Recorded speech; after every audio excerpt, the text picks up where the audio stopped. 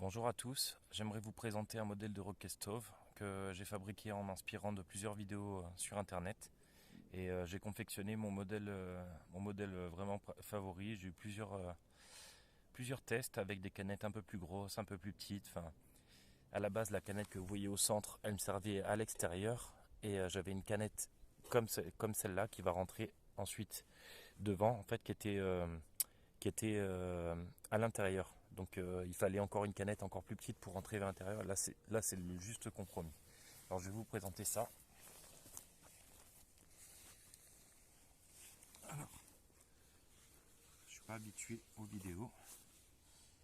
Là ça se comporte en gros en trois parties. Là je me suis servi d'une canette de café Lavazza parce qu'il y a un couvercle et que la taille était vraiment idéale. Ensuite, ça c'est une autre canette de café Lavazza, mais plus grosse. J'ai eu du mal à la trouver celle-là. Ce qui m'a servi, c'était qu'elle était toute complètement lisse à l'extérieur, euh, comparé à celles-ci qui sont un peu gondolées. Et c'est plus facile après pour entrer l'alimentation. Et ce qui est pas mal là-dedans, c'est qu'on va pouvoir ranger 2-3 trucs, des allumes-feu. Là, il y a la plaque pour laisser passer l'air. Ça, c'est mon petit croisillon que j'ai acheté sur Amazon. Le seul truc que j'ai... Enfin, un des deux seuls trucs, je vous expliquerai après. Et mes couvercles. Bon, ça. Après, c'est pas indispensable. Alors voilà. Ça se comporte en trois parties. Celle-ci vient à l'intérieur. Les deux trous sont bien en face. Et là, en fait, ce qu'il va falloir faire, c'est de tailler complètement les deux extrémités, y compris la partie où il y a le décapsuleur. Il va falloir limer pour que ça fasse un rendu vraiment lisse. Et il y aura une partie qui sera un peu plus épaisse et une partie un peu plus fine. Donc la partie un peu plus fine va rentrer à l'intérieur. Alors pour faire les deux trous, c'est ce qui va être compliqué, c'est là où il va falloir un minimum de matériel. Ça va être pour découper avec une tenaille. Ça coûte 10 à 15 euros à peu près si c'est pas une grande marque. Donc très abordable. Alors ce que j'ai fait, j'ai positionné en fait des bandelettes de scotch les unes après les autres, vraiment collées à 2 mm chacune, que ça fasse un ensemble. Ensuite, j'ai positionné la partie la plus fine. Je suis allé tracer un trait au marqueur. Ensuite, faites ça sur une surface bien propre, style une table, bien nettoyée. Ensuite, vous allez décoller le scotch. Vous allez le positionner sur la première canette. Et là, vous allez faire une spirale. Et petit à petit, en fait, vous allez récupérer un angle qui va vous permettre de couper en fait bien facilement, bien facilement. Mais c'est indispensable de couper d'abord la première canette. Ensuite, vous allez prendre la canette qui a été limée, la mettre dans la première canette. Là, vous allez faire un jeu de va-et-vient.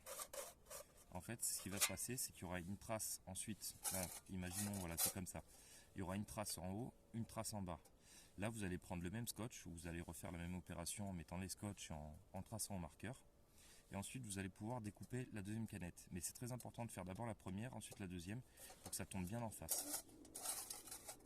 Et ensuite, il n'y a plus qu'à.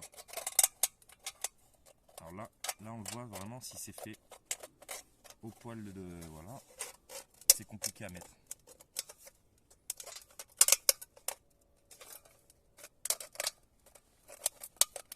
Voilà. Voilà, donc ça nous donne ça. Et ensuite, une petite plaque. Pas compliqué à confectionner. Vous prenez une conserve sur la longueur. Vous coupez la bonne longueur qui correspond à la conserve. Et là, moi, ce que j'ai fait, j'ai pris un bout d'acier un peu plus costaud. J'ai percé deux trous et j'ai fait une espèce de Y. Voilà, pour faire une petite poignée. Et ensuite, voilà ce que j'ai acheté. Parce que c'était trop bien fait. Après, vous pouvez faire ça avec deux plaques de fer. Hop. Là, il y a le soleil qui se couche. Je vais pouvoir l'allumer, mais un peu plus tard. Et voilà le petit croisillon, on va pouvoir mettre une popote, etc. Et là, s'il y a 2 canettes, alors je pense que c'est déjà d'une pour pas que ça chauffe trop à l'extérieur, pour conduire un peu la chaleur à l'intérieur. Et aussi, on peut glisser du sable tout autour ou de la cendre. Bah, là, l'espace il est très réduit quand même. Vous voyez, l'espace est quand même bien réduit, donc on peut vraiment du sable fin et ça va le stabiliser aussi. Bon, ben, je vais pas vous mentir, j'en ai chié des ronds de bois pour l'allumer, c'était extrêmement humide. Là, il est en pleine flambée là parce que c'est le départ du feu. Et bon, après, ça va se calmer, il va falloir que je l'alimente un peu.